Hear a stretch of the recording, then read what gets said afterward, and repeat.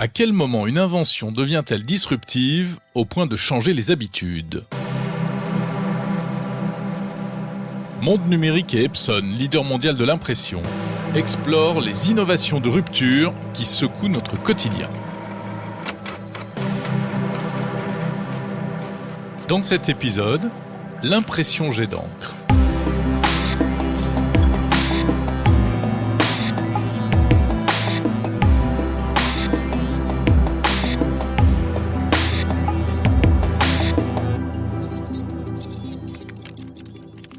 Il y a bien longtemps, c'est-à-dire jusque dans les années 80-90 environ, une imprimante d'ordinateur, c'était ça. L'impression matricielle, des petites aiguilles frappant un ruban encreur dans un raffut infernal. Heureusement aujourd'hui, une imprimante, c'est plutôt ça. Au-delà de l'aspect sonore, le passage de l'impression matricielle à l'impression jet d'encre marque une étape décisive pour d'autres raisons. Explication de Lionel Costa, responsable du développement et de la communication du Labo Fnac, cet organisme indépendant des magasins qui teste depuis 50 ans les performances des produits électroniques. Le jet d'encre a amené quelque chose de nouveau. Premièrement, la vitesse, et ensuite la qualité. Pourquoi la vitesse ? Parce que le matriciel avait besoin de passer ligne par ligne, mais vraiment ligne par ligne. Il n'y avait pas de marche arrière, donc on était obligé sur une feuille A4 de faire vraiment l'ensemble de l'A4 dans la hauteur pour pouvoir imprimer un simple texte ou même quelques graphiques. En jet d'encre, les têtes d'impression sont beaucoup plus larges. Ce qui fait qu'on peut utiliser, on va dire, 5 cm de la feuille et l'imprimer en une salve, d'un seul coup. Même si elle ne s'est généralisée que vers les années 90, l'impression par jet d'encre est née en fait dans les années 70, 20 ans plus tôt. Comme son nom l'indique, le jet d'encre consiste à projeter de minuscules gouttelettes d'encre à travers des buses, soit en les chauffant, soit à l'aide d'impulsions électriques. À partir de là, le système n'a cessé d'évoluer au fil des années, grâce aux grands noms du secteur. Epson, Canon, HP, Fujitsu. Toutes ces marques ont multiplié les innovations. Le jet d'encre a notamment apporté une chose qui nous paraît banale aujourd'hui, le photoréalisme, c'est-à-dire la possibilité d'imprimer ses photos à la maison. Lionel Costa.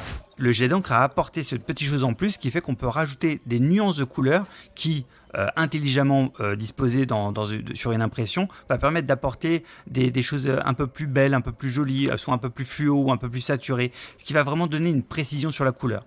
Ensuite, l'autre élément, c'est la résolution, la définition.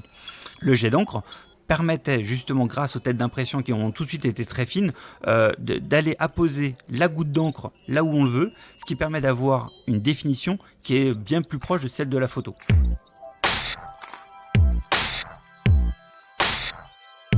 La technologie jet d'encre a démocratisé l'impression numérique. Cependant, à partir des années 2010 environ, les imprimantes ont commencé à faire l'objet de critiques multiples. D'abord, à propos du prix. Car si le prix des imprimantes elles-mêmes s'est écroulé, celui de l'encre, en revanche, s'est envolé. Lionel Costa. C'est vrai que l'encre coûte extrêmement cher. Je me rappelle que lorsqu'on pesait les cartouches d'encre, on était à pratiquement 1 000 € le gramme. Enfin, c'était quand même hallucinant. Mais si on veut être sûr que l'encre va durer dans le temps, qu'elle va me rendre une qualité de photo acceptable, quelquefois, malheureusement, il faut payer le prix. Voilà. C'est-à-dire qu'on paye la recherche et le développement. Oui, on paye plus le R&D, le recherche et développement, que les matières premières. Ça, c'est évident. Alors, face à l'envolée des prix de l'encre, on a vu apparaître des encres vendues par des marques concurrentes des grands constructeurs, dites compatibles. Les fabricants historiques ont réagi en affirmant qu'il fallait se méfier des imitations. Mais faut-il les croire ? J'aimerais dire que c'est du bullshit, que c'est les constructeurs qui veulent absolument nous faire acheter leurs encres, etc. Mais il y a une vraie raison technologique là-dessus. En fait, le triptyque imprimante, encre, papier, quand je dis imprimante, c'est principalement tête d'impression. La tête d'impression, c'est vraiment celle qui va poser l'encre sur le papier de manière précise. Cette tête d'impression a des buses qui mesurent quelques microns. Si on met à l'intérieur de cette tête une encre qui est soit trop visqueuse, soit trop liquide, à ce moment-là, évidemment le résultat va être moins bon. Il va être soit ça va être un vrai pâté sur la feuille, soit ça va être très sec et on n'aura pas beaucoup d'informations colorimétriques. En tout cas, on aura l'encre qui ne passera pas les buses.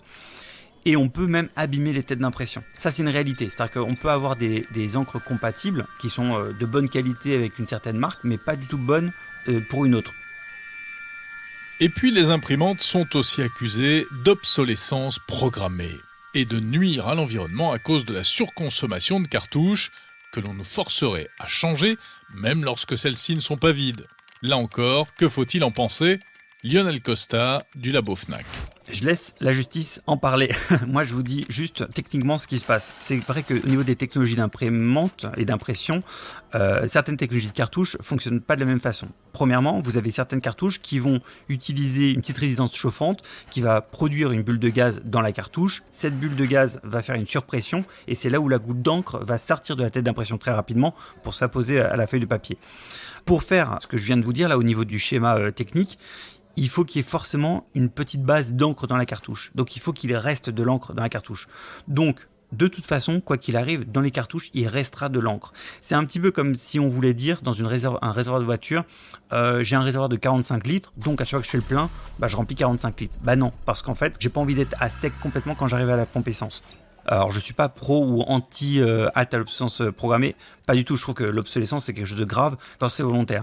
Autre petit exemple, il me semble qu'il est un peu compliqué à contourner, c'est les cartouches trichromiques. Les cartouches trichromiques, ce sont des réservoirs avec les 3 couleurs dans une seule cartouche, cyan, magenta, jaune.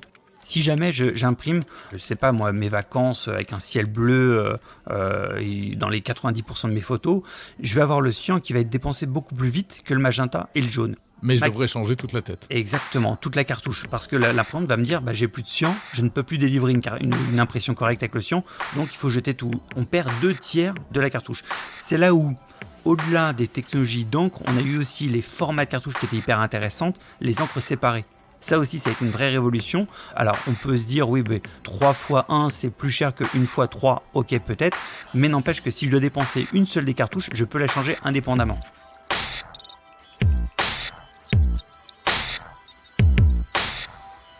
Enfin, les fameuses cartouches d'encre posent un gros problème de pollution. Elles sont difficiles à recycler et chaque année, ce sont plus de 375 millions de cartouches qui finissent à la décharge. Une réponse à ce problème est venue du constructeur Epson, les imprimantes rechargeables à réservoir, qui se révèlent en plus beaucoup plus économiques à l'usage. Lionel Costa. C'est génial. L'éco-tank apporte un petit côté ludique de remplir soi-même son petit réservoir d'encre. On multiplie par 10 la capacité de l'encre et on divise par 10 le coût à la page. Alors, quand je dis on divise par 10, c'est un petit peu une punchline rapide. C'est évident que c'est pas divisé par 10, mais on économise beaucoup. Aujourd'hui, plusieurs marques ont adopté cette technique d'imprimante rechargeable. Les imprimantes sont plus chères à l'achat, mais les économies financières à l'usage seraient de l'ordre de 90% selon les constructeurs. En outre, cela permet de réduire considérablement la quantité de consommables, puisqu'un seul jeu de recharge permet de tenir environ 2 ans. Cette histoire montre comment une technologie de rupture, l'impression jet d'encre, suivie d'une série d'innovations incrémentales, peut réellement changer la donne et les usages. Retrouvez d'autres histoires de tech de rupture dans cette série spéciale de Monde Numérique en partenariat avec Epson. Cet épisode était réalisé par Thomas Langlin.